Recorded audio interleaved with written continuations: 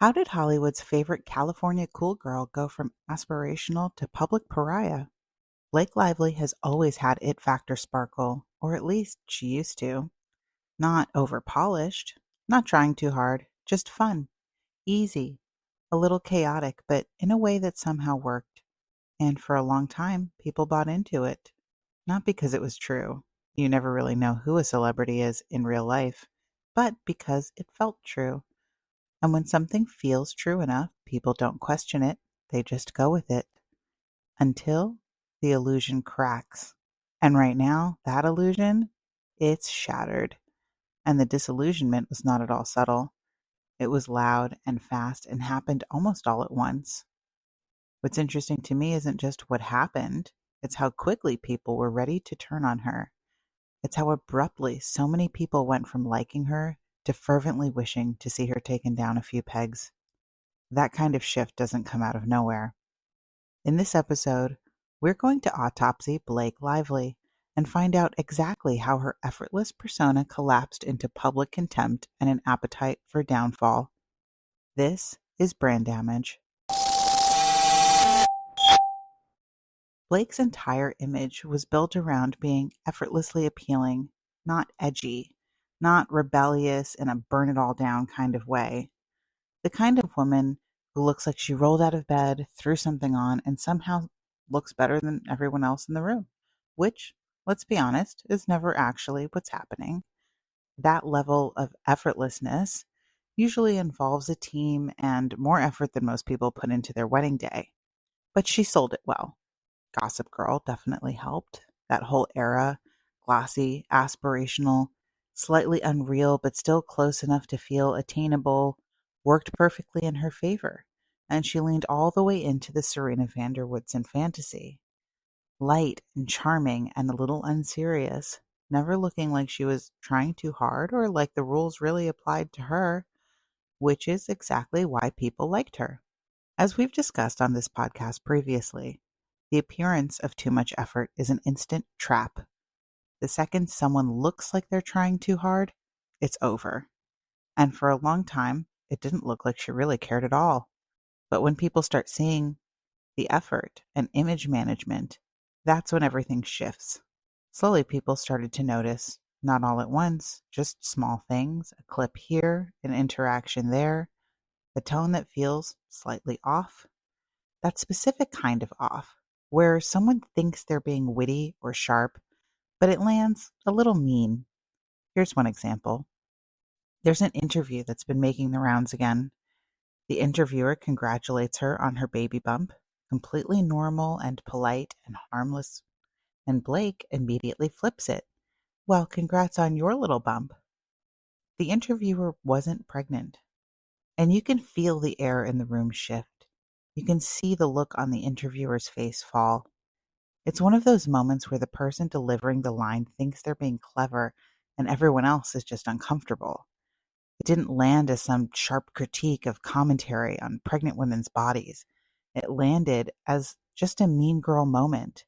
She thought it was cute, but the general reaction was not in agreement, and somehow she remained blissfully or willfully ignorant of that fact. Then, in the same interview, she gets irritated about being asked about wardrobe, which is interesting because the wardrobe in that film is very intentional. And suddenly, the question is framed like it's beneath her. She asks why interviewers don't ask more about the men's wardrobes, but why would they be asking her about that when she has nothing to do with men's wardrobe? And frankly, isn't it self evident why this particular audience would be interested in the female wardrobe? That's pretty normal for the largely female audience that would be watching this interview. Again, it felt like something mean and dismissive, trying to be played off as sharp feminist discourse. That appears to be her go to excuse for when she really just wants to be nasty. And that's when a pattern starts to emerge. Not just dismissive, but also a little superior. Once people pick up on that energy, they don't forget it. They just wait for you to confirm it. These days, nobody has an appetite for celebrities' superiority complex being put on display like it's actually attractive and well deserved.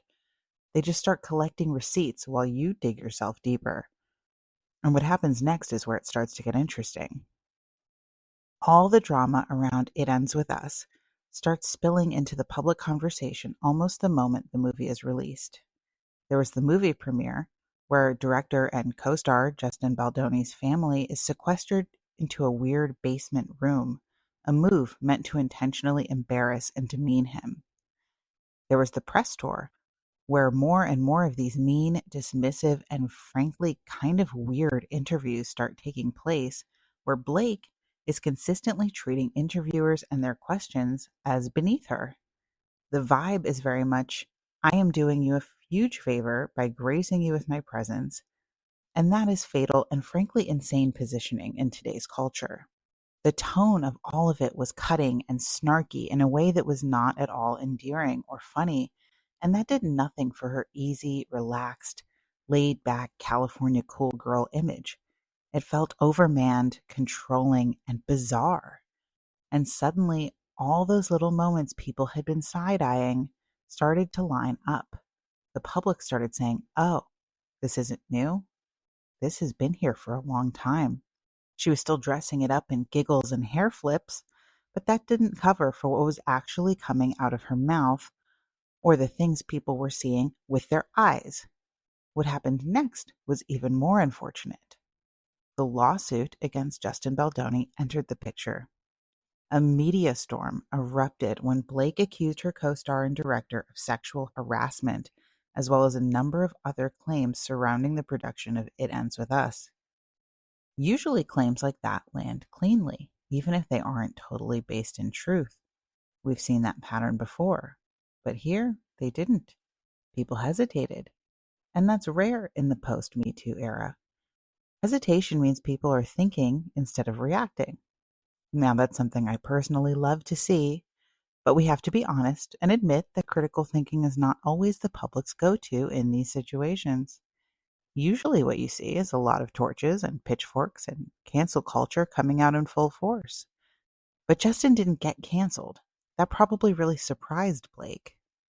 People started noticing everything and dissecting everything, and now there was a whole public discourse emerging around her rather than him. And that's when everything shifted. It felt like Justin was being targeted rather than simply accused. And the reason it felt that way is simple. It's because Justin was not the same caliber of celebrity as Blake. He was not an existing A-list star. He was pretty new to this echelon. He lobbied for ages to be chosen to direct this film. He wasn't the kind of person that could just pick up the phone and call someone like Taylor Swift for a quick favor. He didn't come into this as someone with enormous name recognition and A-list credentials. That's part of why Blake thought this would be incredibly easy for her. But ironically, it's one of the things that actually contributed to her accelerated free fall from celebrity grace. That's when it became clear. It's that superiority complex again. What the public was feeling, even if they couldn't quite name it, was the sense that Blake felt that she was self-evidently above Justin, that she was too good to have to work under somebody who didn't have the same Hollywood pedigree that she did, that she didn't feel she needed to listen to him, and she felt she could do the job better than him simply because she was more famous than him. So instead of reinforcing her image, her lawsuit started to read as lawfare, and it backfired enormously. What happened next is when the damage became permanent. This is when the public learned that Blake was not only a mean girl, but a control freak. The thing with lawsuits is that they force the truth to come out, and that often includes things that people involved would probably rather not become public. Discovery showed the public a new side of the story. It became clear how much control Blake was trying to assert rather than being content to be the star of the film, which really should be enough for anyone. You hear about creative conflicts and behind-the-scenes commentary, people getting pulled into situations they probably shouldn't be in, and Blake trying to pull celebrity rank with the studio to make decisions that she had no business making, whether that was rewriting the script or completely taking over the wardrobe department with complete disregard for character development or frankly budget.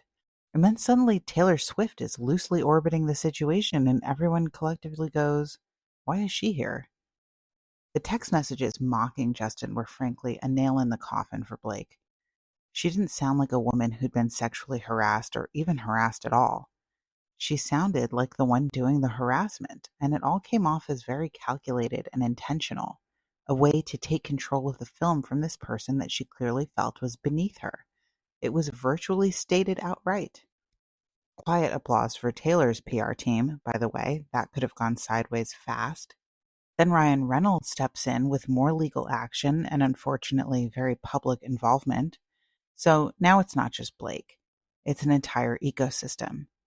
And instead of strengthening her position, it makes everything feel heavier and more calculated and more controlled. And as we've discussed, the more controlled something feels, the less people trust it. That's just how this works. People generally don't like feeling like they're being told what to think. Then there's the wardrobe. Maybe that seems minor, but it's not. It points to a fundamental disconnect with what the rest of us like to call reality. This character is supposed to be a young, small business owner. She runs a flower shop, and somehow she's dressed like she's heading into a luxury campaign shoot. People notice that and start to wonder, why is this flower shop owner wearing shoes that cost 3 months' rent? Of course, not everyone is a fashion critic, but the disconnect starts to feel incredibly obvious, and then the actual fashion critics start making content calling out the details. Apparently, we are told, Blake argued for this. She was told that this was incongruous with the character, and she doubled down. It apparently never occurred to her that once something feels disconnected from reality, it starts to read as out of touch. But that's because Blake herself is disconnected from reality and out of touch. That's the problem her whole personal brand is having. Unfortunately for Blake, out of touch is one of the fastest ways to lose people right now. If you are trying to sell a movie to people who are struggling to afford groceries and you want viewers to feel connected to the main character, to see themselves in her, that's hard to do when she's prancing around in shoes that cost more than their car while ostensibly paying rent on a small storefront. This didn't feel like this is important to the character, because the character here is, much to Blake's chagrin, not Serena Vanderwoodson. This is not Upper East Side elite rich kid fantasy. This woman runs a flower shop. But this is where the bigger problem comes into focus. This isn't just about Blake Lively's permanent state of delusion. There's a specific type of public figure people have lost patience with. These people are generally extraordinarily wealthy. They are insulated, operating in a completely different reality, while still expecting to be seen as relatable. And worse, usually expecting fawning admiration as the default setting, while remaining blissfully unaware that the audience is collectively rolling their eyes. And you can see this pattern everywhere, whether it's in Hollywood or in politics or among social media influencers. It's the same core issue: superiority, hubris. But reality never met her. The audience is just done. They don't want to be managed, they don't want to be talked down to, and they definitely don't want to be asked to ignore what's right in front of them by people who don't even know what a gallon of milk costs, but want to sell them subpar products because they've plastered their name and face on them. Speaking of which, let's talk about Blake Brown, Blake's misbegotten hair care line. This is where it actually gets a little bit funny for us, but embarrassing for her. Blake Brown, which already requires a bit of backstory to understand. You need family lore to get the branding. That's not ideal for shampoo, particularly not when it's coming from someone with an image in disrepair. People have to like you to care about your lore. But generally, when it comes to things like hair care, people don't want lore, they want conditioner. Conditioner that smells good, makes their hair feel good, and doesn't create a physical hazard in their bathroom. The packaging was over-designed, extraordinarily clunky, a little confusing, and generally gave the overall feeling that it was being sold by someone who hasn't had to wash her own hair since the Obama administration. The product itself? Mixed reviews. Some people liked it, but a lot of people said it was nothing special or even that it was disappointing in terms of quality, especially given the nearly $20 price point for 14 ounces of shampoo packaged in a bottle that wanted to emulate a beehive, but instead felt like an urgent care visit waiting to happen. And the photos? not helping because now people are looking at her differently. And that slightly messy California cool, I woke up like this hair isn't charming anymore. Now it's, wait, does she even use conditioner? And once that joke lands, it's over. Now everything is fair game. The product, the branding, the image, all of it. And instead of curiosity, much less the opportunity to build any kind of brand loyalty or cult following, you get mockery, which is a very different place to be.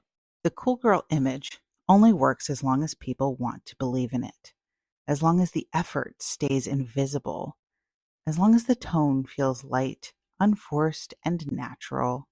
But perception is everything in this industry. And once people start seeing the control, the expectation, the distance, the smug sense of superiority, they check out. And once that happens, it doesn't really matter how much work goes into holding the image together. The audience has already decided, and they're not coming back. I'm Krystina Rapucci, and this is Brand Damage. And remember, you can't hair flip your way out of public contempt.